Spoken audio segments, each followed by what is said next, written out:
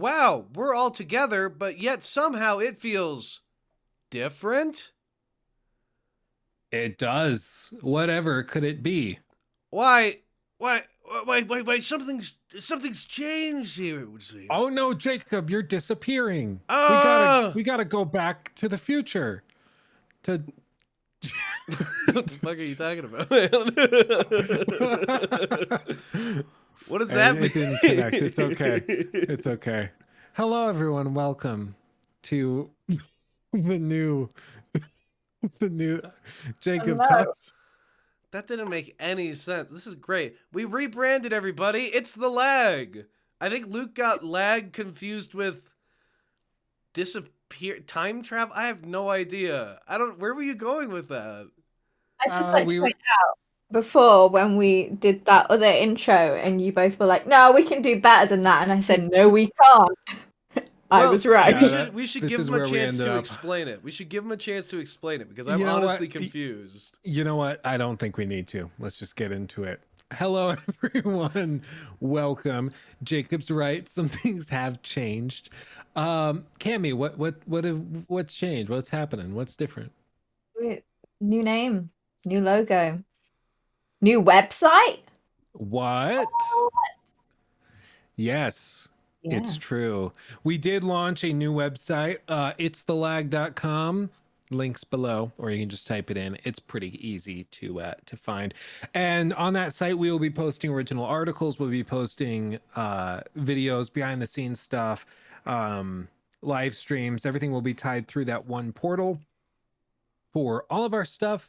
And it's our ultimate goal to become more directly involved in the industry, to be able to post reviews for games that we work on as a team, punctually, as soon as we can after the game's launch, if not actually when the embargo lifts directly, and to provide sort of a unique and original space for gaming news and commentary that's focused around us. And how this will change and differ from press start is, for one, we're all going to be much more directly involved. I think it's going to end up being a lot more professional in the approach, and we're investing a lot of resources and time into the website and getting everything set for that. So if you could head to the website, check it out, let us know whatever feedback you have. We would greatly appreciate it, because of course we are sort of easing into the launch of it, so we're doing the best we can. But if you have feedback, we'd love to hear it. Watch your back, IGN. We're boner fide Yeah. now. We are Ah. bona fide. It's Yeah. exciting times. So much has changed, yet so much has stayed the same. Same. What's the Eminem line? Same rap song, same rap channel. It's the Eminem line. Anyways, we're gonna talk about some video games. we're still doing that, yet Oh. somehow we're even more focused than we were before. Yeah, Yeah, somehow. we're professional. Well, I guess we should kick this off with Yeah, some good old let's Xbox news. yeah. What happened? I don't know. I didn't read the doc. I don't know. I don't know. I don't know. Who I just cares? don't know. Everybody on the planet's been talking about this. Xbox has announced plans to buy Activision Blizzard, which is insane. The price comes out to about $68.7 billion.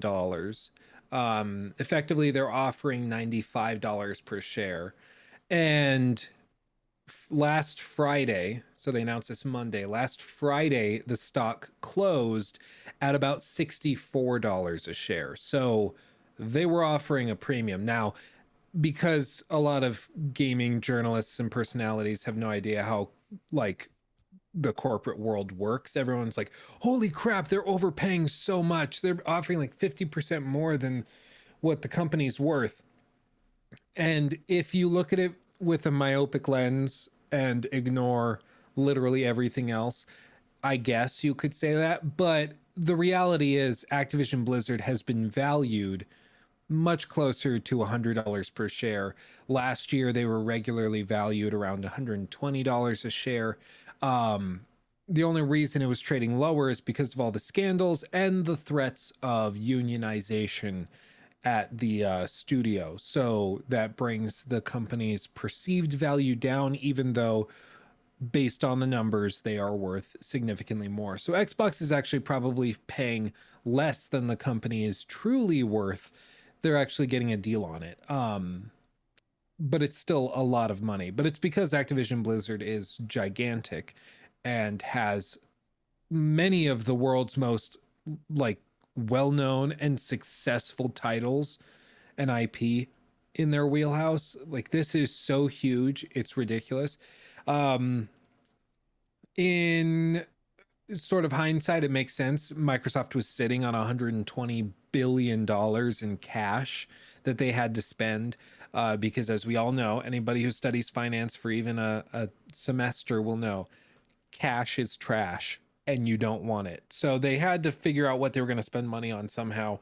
And they settled on this. They settled on a huge acquisition, which is absolutely wild. And I said it in my video and then I'll shut up, but I said it in my video, I'll say it again. I think the real legacy of Phil Spencer isn't necessarily Game Pass, isn't necessarily that he's taken a very pro-consumer approach to a lot of Xbox's policies, but on a simpler level, it's that he's been able to convince the leadership at Microsoft to take gaming seriously again and to invest in it. The fact that Nadella, the CEO of Microsoft, was willing to approve a $70 billion acquisition for the gaming division is just absolutely crazy. But it shows that Microsoft is taking this very seriously, and it's good to see. There are questions and concerns about monopolization and all of this, but at the end of the day, Microsoft is still number 3 for revenue in the gaming industry, behind Sony and Tencent.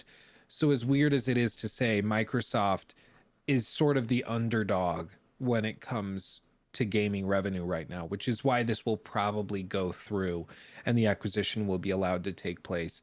If Tencent was buying them up, there would be a real question, but it's also Tencent, so they get away with all sorts of crap. But in this case, I think Microsoft will get away with it. They'll go through with it. And I mean, Sony's stock price dropped 20% because everyone's like, oh crap, this is rough for Sony ponies. Obviously, Microsoft is going to make a lot of their games exclusive, as they now have the right to do if this goes through. They bought the company, they can do whatever they want. But it is just funny to see Microsoft becoming sort of the kings of exclusives when just a year ago, the idea that Xbox had any games was so foreign. But here we are. Well, yeah, it's weird to think about when we started Press Start on the like a year ago. The argument was Sony, like Xbox, can have the most powerful console. Who cares? But Sony has more exclusives. Then Xbox goes and buys Bethesda Softworks. Then we're like, okay, they're starting to get there, but still more exclusive. Then they go a step further past anything I think we were thinking about. Because you brought up in like June or July how much money Microsoft still had, how much cash they had. And we were thinking Ubisoft, we were thinking like 6 or 7 smaller studios, maybe some indie acquisitions. I don't think it ever crossed any of our minds, or really anyone's minds, that they would go for someone as big as Activision Blizzard. But they did, which is just, it's a quick turnaround. 1 year, and we've got ourselves a bunch of clickbait stories on IGN about the world falling apart because of this acquisition, when in reality it's a group of video games. Because you think about it, it's like, sure, they're really big names, but still Sony has exclusives. Sony can still acquire more studios, get more exclusives. And I mean, I think that I was just gonna say, like, the thing with Sony, like Sony's market cap is like 150 billion. Microsoft just spent half of what they're worth on one acquisition. So Sony can't compete on this level in terms of acquisitions. People are saying like, oh, they could go and buy EA. EA's only worth like 30 plus billion dollars. But the thing is, like, in the corporate world, you can't just waltz up and say, hey, I'm going to buy you. Like years ago, there was the whole thing with Ubisoft where Vivendi was trying to take them over. It was a hostile takeover, which is basically what Xbox is doing, but if you don't have the consent of the board of directors and everybody else in the company. So you get this fight where the company's trying to buy up shares of stock on the open market to get a controlling stake so that another company can't come in, buy the company, and then take everything over. Um, so, like, do I think EA wants to sell themselves? No, I don't think so. I think, as some reports have come out, it's not clear if they are completely accurate, but apparently Bobby Kotick initially didn't want to sell the company. And when Phil called him the first few times early last year, he didn't engage very much at all. But of course, with the scandals, the stock price dropping and everything, it just seemed like a good option. And um, so they kind of changed their tune and went back to the table and negotiated this deal out. So I don't think, like, maybe you'll see Sony try to pick up a couple small studios, but Nintendo doesn't want to sell to anybody. They don't need to. Microsoft famously approached them about an acquisition years and years ago, and they were literally laughed out of the office. Uh, so I don't think you're going to see any huge acquisitions from Sony. I think you'll just see Sony trying to sort of rework the narrative, and they'll probably push like Naughty Dog for a trailer soon. They'll push Sony Santa Monica for a trailer for the next God of War, and they're just going to keep pushing their IP that they have in their first party studios because that's really all they can do. And I mean, it's good to compete, but on in terms of like the huge cross-platform titles, like, no, Sony doesn't have anything even approaching the player numbers that now uh Microsoft has with like Call of Duty and World of Warcraft. Like, they are on another planet in terms of player base now. So it's wild, but I mean, we kind of predicted Microsoft was going to get aggressive, and here they are. Kind of made that New Horizon trailer we got. I guess we'll move to that real quick. Too. Not to change topics sharply, but they released that trailer like what was it? The same day or like the day after the acquisition, maybe a Same little bit day, I think. further. Same. It like that had to have because I've been going through the previous Horizon game. Mhm. I think it has a lot of issues. I'm excited for this new one. But that has to suck the wind out of that whole unveiling. It's their story trailer. This is the big one. Game's coming in a month or two, right around the corner, big time exclusive, and maybe 8 people knew about it. we're covering it because everyone was scared. Is Call of Duty going away forever? Which probably not. That'd be. I don't think that's gonna happen. We'll see in I a think few it'll be years. yeah, I think it'll be a slow trickle. What they'll probably do is have it like day one for Game Pass, where you can get the brand new Call of Duty instead of spending $70 on it. You can just get it on Game Pass for free, effectively, if you already pay for it.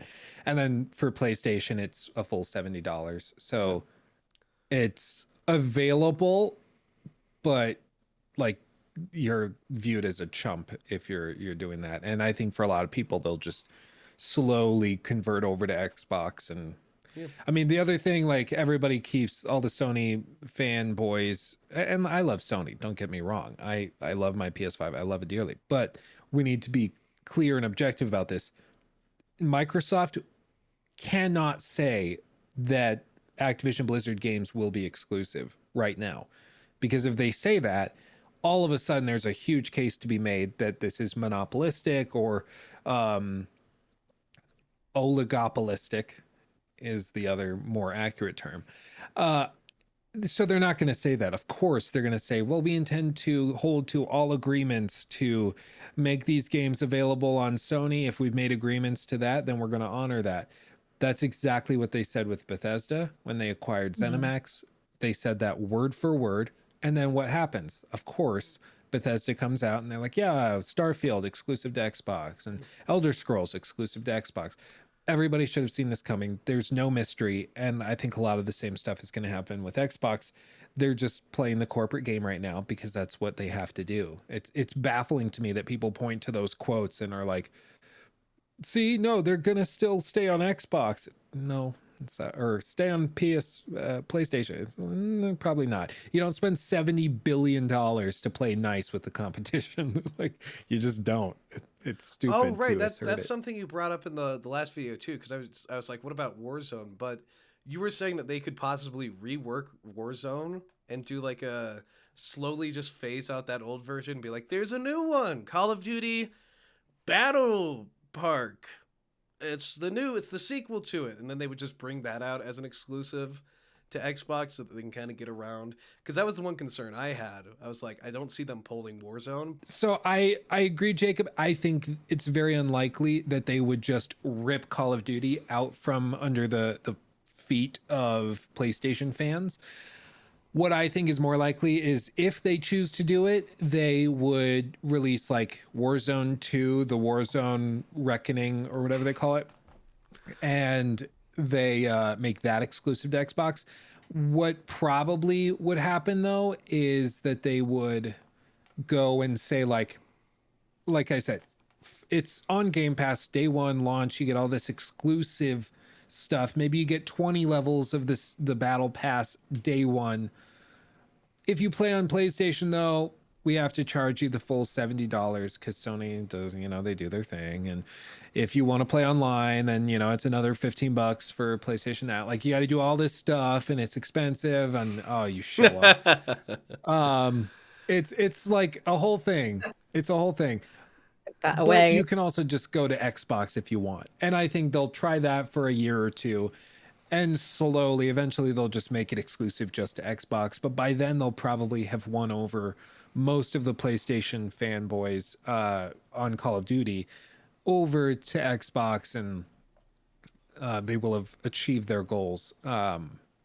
So, because at some point it does. If you're only playing Call of Duty and that's what you play, it becomes so prohibitively expensive to pay year after year. Like, in the span of 3 years, depending on how many microtransactions you pay for, maybe even just a year or two, you could have saved money if you just bought an Xbox Series S and Game Pass. Could have saved money, and then you get all the other games on Game Pass built in. It's just very difficult to compete with that for Sony. And I mean, they realize it. Sony's stock dropped like $20 in a day. I can pull it up here. Let me see. Wait, So 20. Sony, I thought it dropped more than that. well, in terms of percentage, it's more.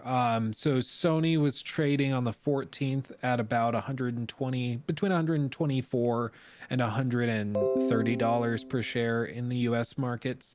And then pretty much overnight, it dropped to 110. So anywhere from 15 to $20 per share, which I mean is a pretty steep drop, anywhere between 10 and 20% on the stock. And it's because this whole thing was extremely aggressive, and Sony just can't compete. Sony has a great gaming division, but they can't compete with Microsoft on these acquisitions. They just can't. And for whatever reason, I think COVID had a lot to do with it, but there's been a lot of delays. And right now, like, their lineup for exclusives is Forbidden West and sequel to God of War. And those are great, but as we've seen on the most anticipated games of the year list, they aren't, I mean, they're up there, but they aren't probably driving a ton of hype. There's been no bombshell announcement that's really surprised everybody. Everybody knew there was a sequel to Horizon coming. Everybody knew there's a sequel to God of War.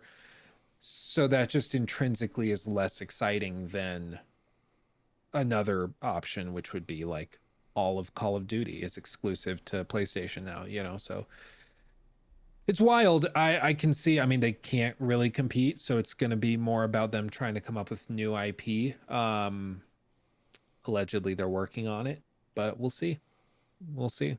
It's exciting times. But hey, Cammy, why don't you fill Luke and I in, because we were not deeply involved in the new trailer for Horizon. At least I wasn't. I was greatly distracted by some other things going on, as I stated. Some So small small gaming news that was very inconsequential, and surely nothing will come of it. Yeah. Yeah. Yeah. Yeah. Yeah, the Horizon Forbidden West story trailer came out. I'm pretty sure it was the day of the acquisition, which, like we said, is why it got buried. Uh, there wasn't like so much new stuff that it was like, oh, there's this we've never seen before, and this we've never seen before, and this we've never seen before. Which, to be fair, I'm pretty happy about, because I hate it when you go into a film or whatever and you know the whole story because you've just seen it in the trailer. So yeah, what we did get to see, some more about the rebel leader who is being supplied weapons and troops and given the ability to control machines from Silence from the first game. So she's the one that, when there was that gameplay trailer with the robot elephant with the troops on the back and everyone was worrying about it because of how it all reacted, she's obviously in control of those. And there was also a bit about how Aloy needs to go and find these answers because the world's gone shit, and she isn't the only one going after answers. Carrie Ann Moss is also going after some answers because everyone who was ever in the Matrix is now in Just why video games. not? Why not? Why Yeah, why not? not? It worked so well to have Keanu in No, Cyberpunk. What could go wrong? fantastic. Yeah, I mean, nothing majorly new, but it looked really nice. The Yeah. music was really good. It was just a fine trailer. It looks It's- better for sure. At least the stuff I've seen, because I Oh, don't think I watched even the full story trailer because I don't care much for the story of Horizon. Hell, I don't care much for Horizon in general. I think they looked like mashed potato people in the new one, and now I think they're overcompensating and maybe overdoing some of those facial animations. But we'll see. Who knows? Mashed potato people. Mashed potato people. Like that's what they. I was You're trying to not play it again wrong, though, recently. like- Yeah, Yeah. yeah, they but I'm look bad. hopeful. I'm Now they look hopeful. better. Yeah. No, it'll be interesting. I mean, again, it's just when with these big companies, they're competing for airtime, and for companies like It's the Lag or IGN or any other gaming news publication, there's only so many hours in the day, and there's only so much room on the website. There's only so much video content that you can fit in your schedule. And so the journalists and the media have to choose very strategically what they cover, and it's going to be the stuff that drives the clicks and is the most exciting. And for Sony right now, the difficulty is just like Microsoft is making these huge moves that are very sensational, and all they really have are like one or two games per year to really push into the limelight. And 2-3 years ago that worked because Xbox had absolutely nothing going on that was sensational. They had a few solid games, but like their Halo releases were bland and uninteresting. They didn't really have any major exclusives. It was just blah. Wasn't exciting. Now it's completely flipped. And while Sony still has great games, compared to the level and magnitude of what Xbox is doing on a monthly basis, it's just not as intriguing or captivating. And I think you're seeing Sony start to panic a little because they realize that they are going up against Goliath now. And in some, like I forget what the book was, but there's a classic book on business that you go through in business school, basically about, it was about the Chinese market and how the Chinese business infrastructure was massive and powerful, but in effect it was a sleeping giant that was just waiting to awaken, and when it did, it was going to totally dominate the global stage, which is why America and Europe needed to do their economic stuff without waking the beast, because the second they woke the beast, they would be going up against a Goliath that would be much more difficult than going against each other. And in this case, I think the same thing is true of Xbox and PlayStation, where like PlayStation was doing their thing, having a great time for the last generation.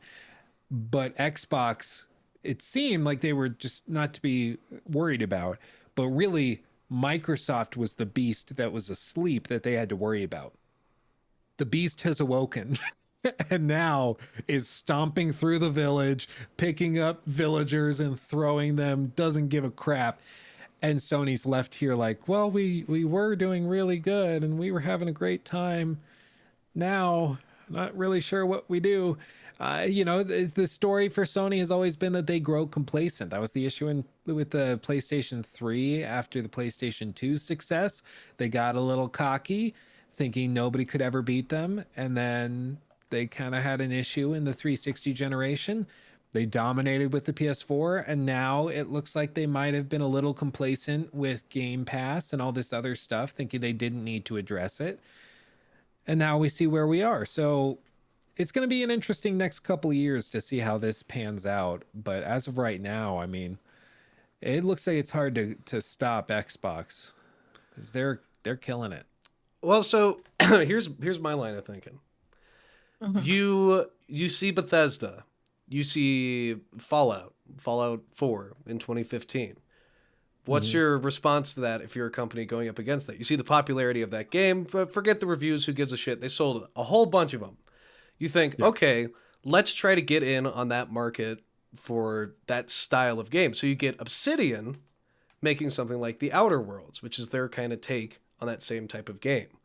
Sony, I feel like, has their niche in those linear story-driven RPGs. You get some stuff from like Sucker Punch and whatnot that's open world, but you don't have those, like, not to say that Sony games aren't these big, large-scale things, because they definitely are, but you don't get that Outer Worlds feeling. You won't get that Bethesda feeling. You won't get that Ubisoft thing where they have these massive open worlds.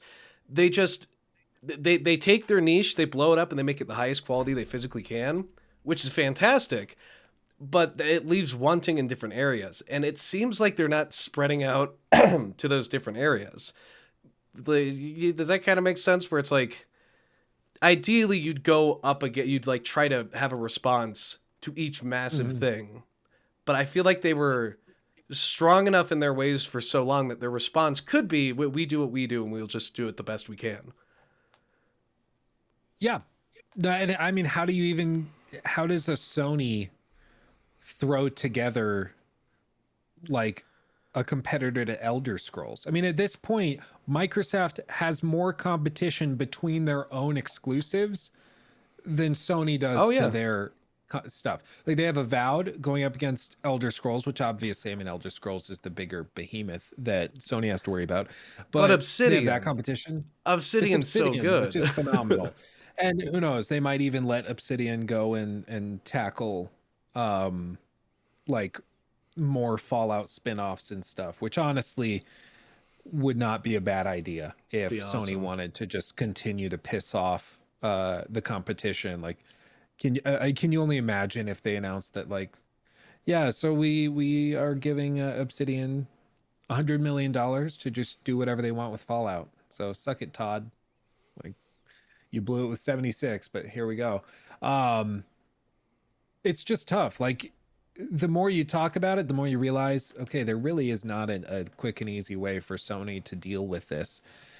If I were on the board of directors at Sony, I would be really scratching my head as to what to do, because the options are not great. Either you try to expand into, like Jacob said, every major title and compete with them, or you go and you just focus on your niche, try to ride it out, make some money, get some acquisitions going, and just do what you do best, with the understanding that you're not going to be the dominant force moving forward.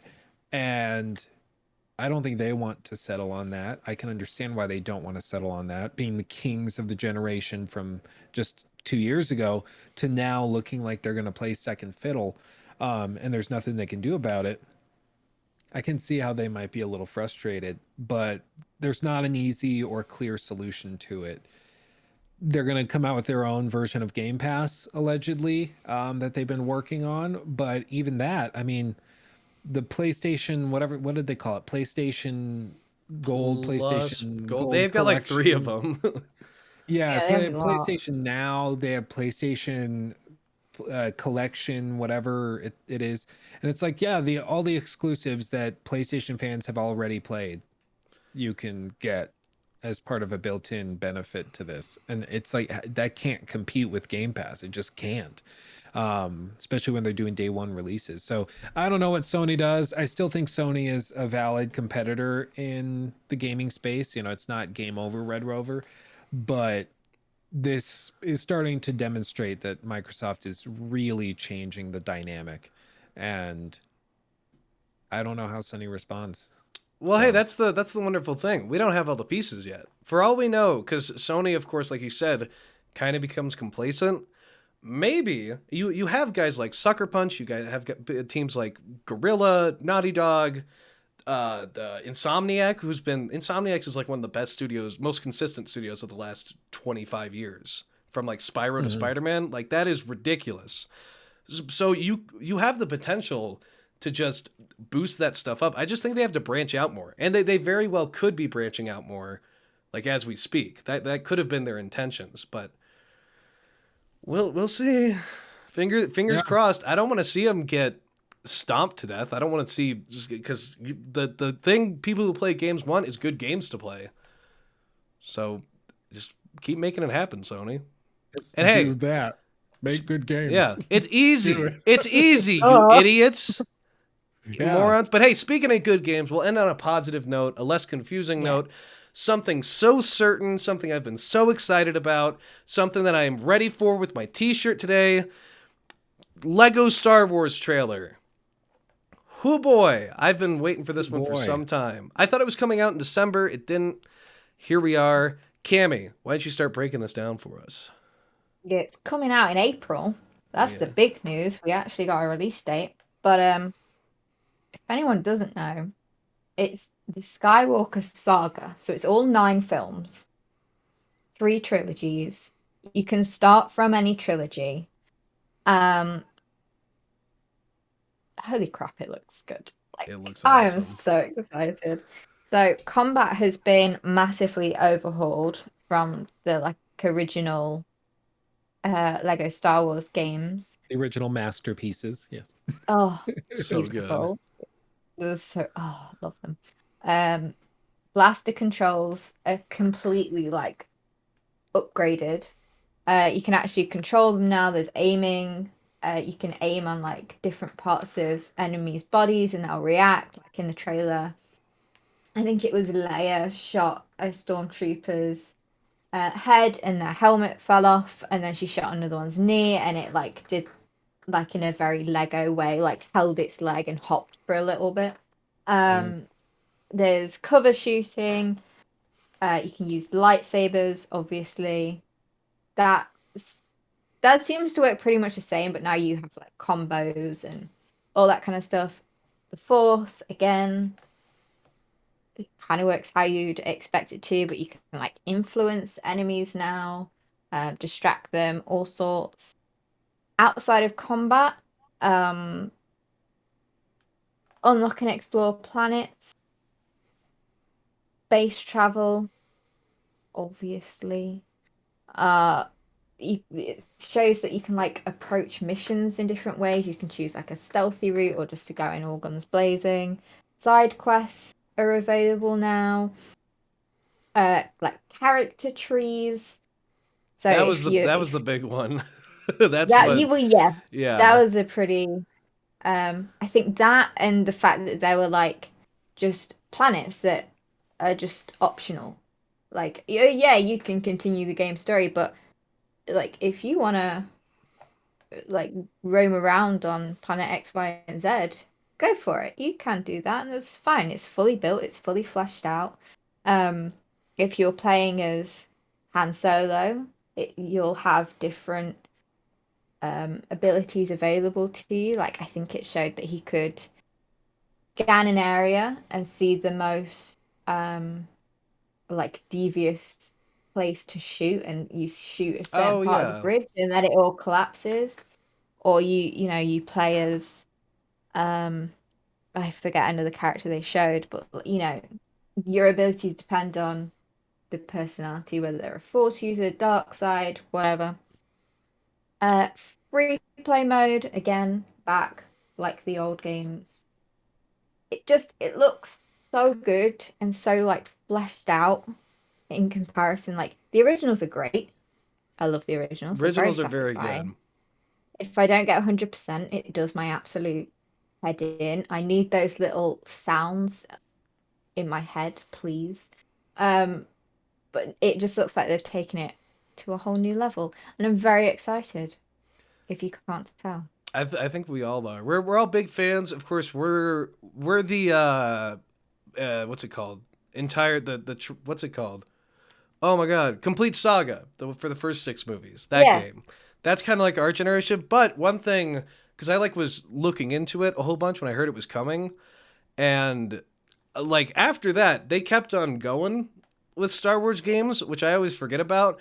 But they all kind of seemed like, because I played some of them and they were like, all right, that's fine. Like Lego Lord of the Rings, it's like, okay, there's fun ideas there. But it felt like it feels like it's always been building to this big game, kind of. This seems like it has all the wrinkles ironed out. It has a bunch of fun stuff to it.